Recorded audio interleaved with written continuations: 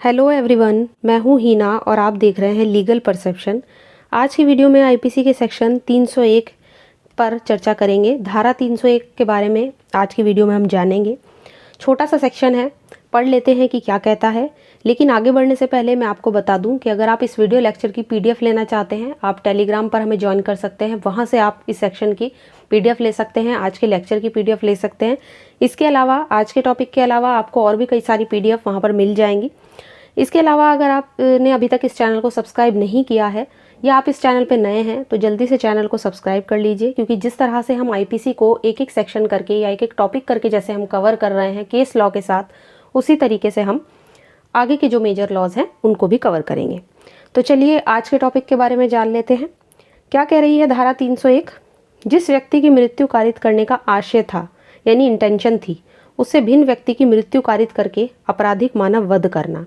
अब यहाँ पे ये जो वर्ड है आपराधिक मानव वध, ये पहले ही हम अपनी सेपरेट वीडियो में सेक्शन 299 वाली जो हमारी वीडियो थी कल्पेबल होमिसाइड की, उसमें हम बहुत अच्छे से उसकी एक्सप्लेनेशन पढ़ चुके हैं, उसके इलस्ट्रेशन जान चुके हैं, क्या कहा गया है उस सेक्शन में।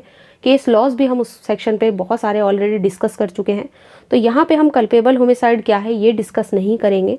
हम सिर्फ आज का जो सेक्शन है 301 301 इसको डिस्कस करेंगे। तो देखिए सेक्शन तो थोड़ा बड़ा है, लेकिन पहले एक बार सेक्शन पढ़ लेते हैं, फिर एग्जाम्पल से समझेंगे।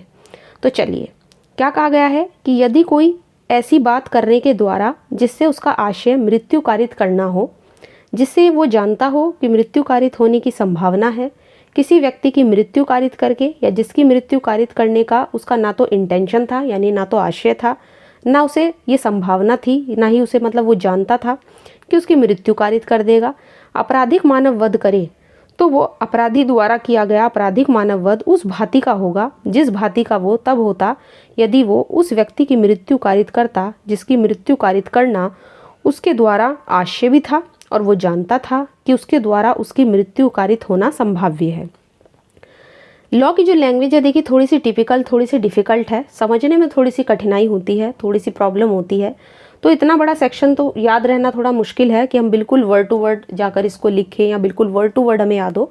तो मैं आपको इस सेक्शन को एक एग्जांपल से समझाती हूँ। बहुत सिंपल वर्ड्स में बहुत ही सिंपली आपको समझाया जाएगा। देखिए मान लीजिए ए नाम का एक व्यक्ति है और वो क्या करता है, बी नाम के व्यक्ति को मारना चाहता है, उसकी डेथ कॉज करना चाहता है। अब यहाँ पे ए की जो इंटेंशन है वो बी को मारने की है। यहाँ पे अब क्या होता है कि ए जो है वो बी की डेथ कॉज ना करके एक तीसरे व्यक्ति यानी कि सी की डेथ कॉज कर देता है, सी को मार देता है, जिसे मारने का ना तो उसके कोई इंटेंशन थी, ना तो उसका कोई आशय था, ना ही वो ये जानता था कि सी की मृत्यु कारित हो जाएगी या उसको इस बात की ना ही कोई पॉसिबिलिटी थी।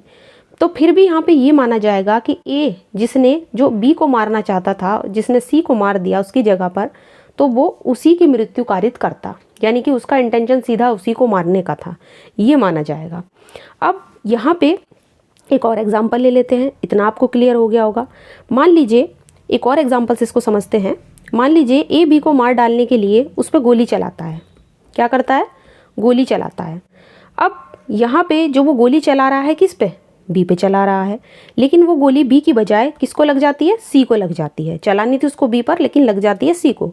तो भी यहाँ ए उसी तरह से लायबल होगा मानो उसकी जो इंटेंशन थी वो सी को मारने की थी, क्योंकि यहाँ पर जो ऑफेंस है उसके ज़रूरी तत्व सारे पूरे हो रहे हैं। तो ये चीज़ हमें ध्यान रखनी है ना। ये केस के फैक्ट से डिसाइड होता है कि अगर कल्पेबल होमिसाइड के इंग्रेडिएंट्स पूरे होते हैं तो उसको कल्पेबल होमिसाइड का दोषी ठहराया जाएगा, और अगर मर्डर के इंग्रेडिएंट्स पूरे हो रहे हैं तो फिर उस पर मर्डर का चार्ज लगेगा।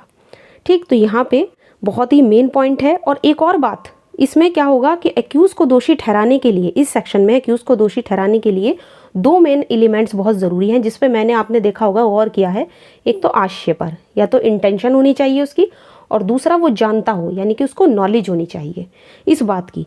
तो नॉलेज और इंटेंशन ये दो ऐसी चीज़ें हैं जो उसके एक्ट के साथ, अगर उसने ये एक्ट किया है, इंटेंशन से किया है या नॉलेज से किया है, तो उसको यहाँ पे दोषी ठहराया जाएगा। अब ये जो सेक्शन है इसमें एक सिद्धांत छिपा हुआ है जो इंग्लिश लॉ पर बेस है ना। उसे बोलते हैं ट्रांसफर मैलिस। क्या बोलते हैं? ट्रांसफर ऑफ मैलिस, विद्वेषपूर्ण विद्वेष का अंतरण। तो इस सेक्शन को आपको इस चीज़ से भी ध्यान रखना है कि ट्रांसफ़र ऑफ मैलिस का सिद्धांत जो है वो इसी सेक्शन में दिया हुआ है। ये चीज़ एक बार एग्जाम में आ चुकी है, पीसीएसजे में एक बार ये क्वेश्चन आ चुका है।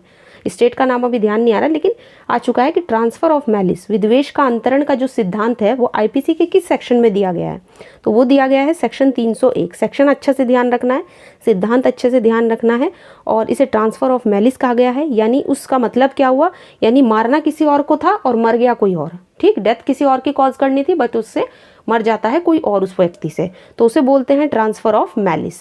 तो आई होप आज का छोटा सा वीडियो आपको क्लियर हो गया होगा। सेक्शन 301 की बात करते हैं, ये भी आपको क्लियर हो गया होगा। मैंने एग्जाम्पल से अच्छे से आपको समझाने की कोशिश की है। आज की वीडियो में बस इतना ही, मिलते हैं नेक्स्ट वीडियो में। आज का वीडियो अगर पसंद आया है तो वीडियो को लाइक कर दीजिए, ज़्यादा से ज़्यादा शेयर कीजिए जितना हो सके, और साथ ही चैनल को सब्सक्राइब कर लीजिए अगर अभी तक आपने चैनल को सब्सक्राइब नहीं किया है, क्योंकि आने वाली वीडियोज़ में इसी तरह से मेजर एक्ट या मेजर लॉज जो है वो हम कवर करेंगे।